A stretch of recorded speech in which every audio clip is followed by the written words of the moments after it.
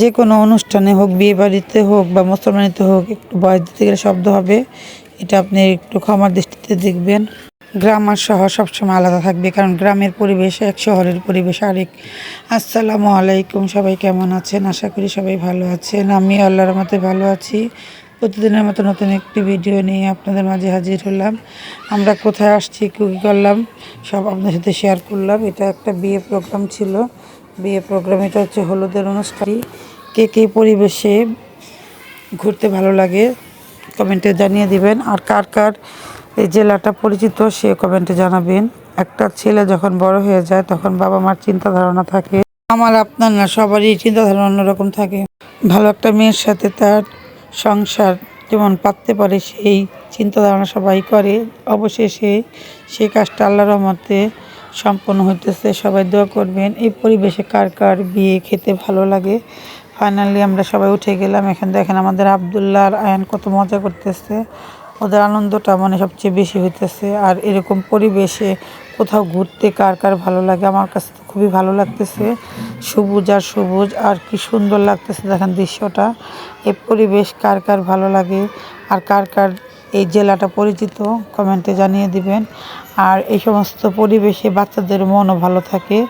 আর এই ব্রিজটা কি কেউ চিনে থাকলে তাও কমেন্টে জানাবেন।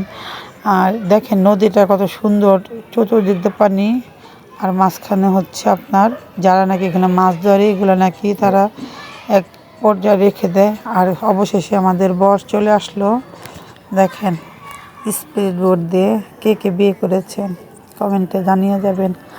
আর ভিডিওটা যদি বেশি ভালো লেগে থাকে বেশি বেশি করে শেয়ার দিবেন।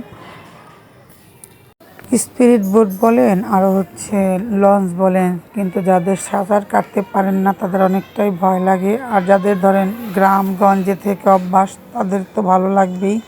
অবশেষে আমরা মেয়ের বাড়িতে চলে আসলাম।